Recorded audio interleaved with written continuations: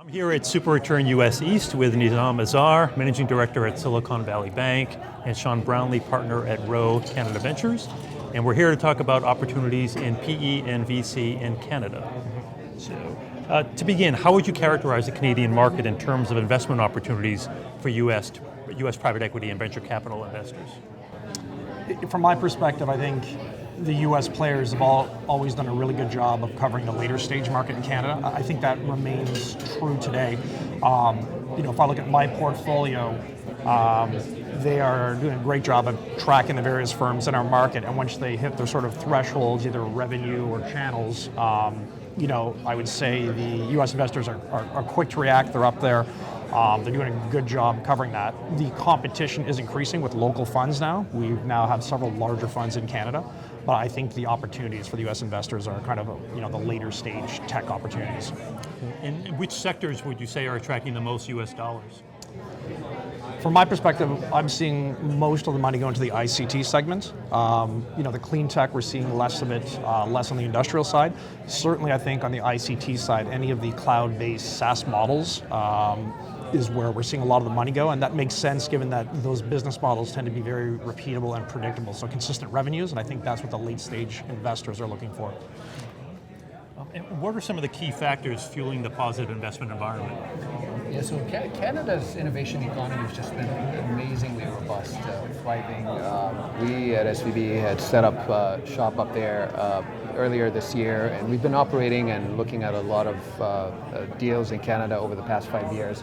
But I'd say there are four key factors that are helping fuel that. One, I think that the Canadian government over the past few years have embarked on a tech-friendly immigration policy initiative that helps employers hire high-skilled labor and promotes international talent to come in and set up shop in Canada.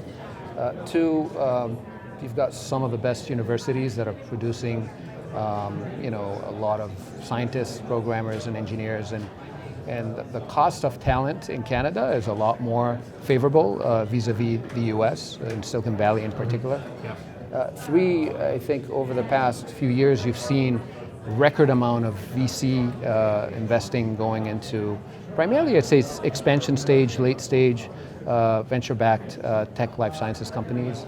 I think the numbers were $3.5 billion last year. That's up more than 30% from the year before.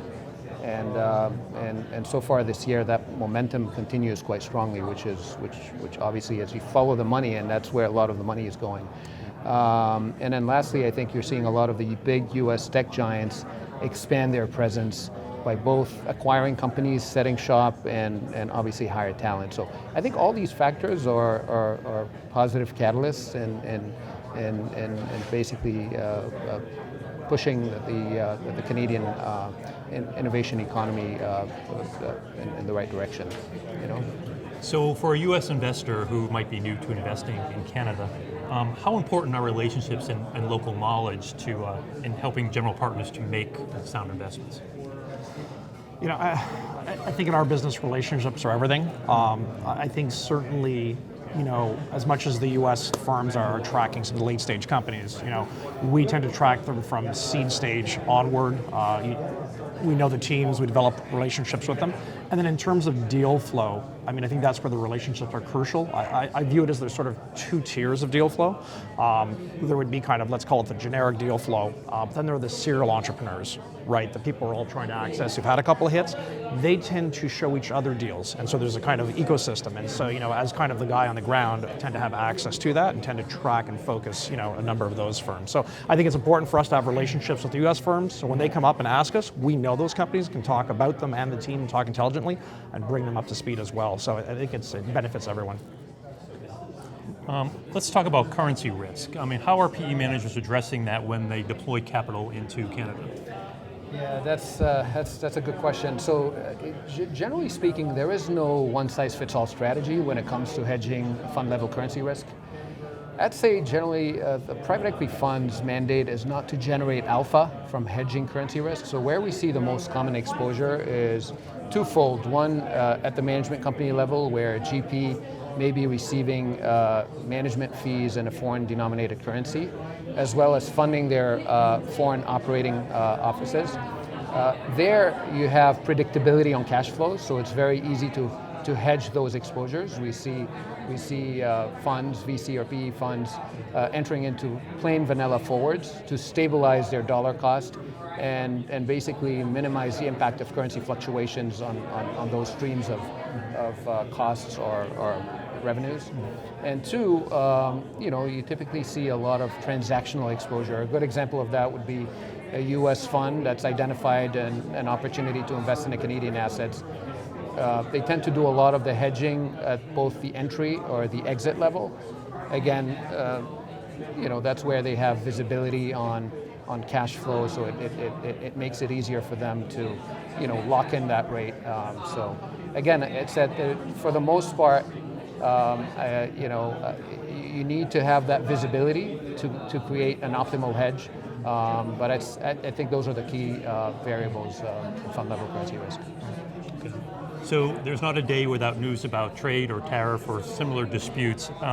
Has that had any meaningful impact on deal making in Canada?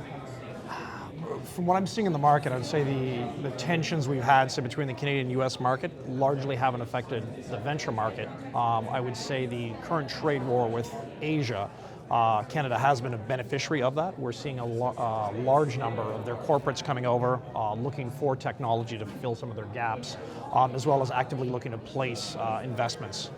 And so we are a bit of a beneficiary there. How long that will last, I don't know, but I think it's good, to see these corporates. Many of them, it's the first time they're spending a significant amount of time in Canada, and I believe they're impressed with what they see. So I think it's, there is a silver lining to the trade war. Yeah. Anything about NAFTA specifically as far as changes to that? I haven't seen it impact any of my companies on the pure tech side, not to date, that I can think of. I think, generally speaking, trade tariff creates a lot of investor skepticism, and that's not helpful. But if you look at the amount of capital that's out there, there's just a lot of capital, and that capital is looking for opportunities. And like we've highlighted earlier, I think over 10, 20 years, fast forward, you're going to realize that there's a lot of opportunities to invest in disruptors and tech companies, and I think that the trade noise is short-term noise, and if you've got a great idea, chances are that capital is going to find you and you're going to get funded, and it's just going to keep growing. So that's just my 2 cents on this. That's a great point, though. Our horizon's 7 to 10 years. Exactly. So, Well, it sounds like there'll be plenty of opportunities north of the border for some time to come. let's hope so. Thank you. Thank you.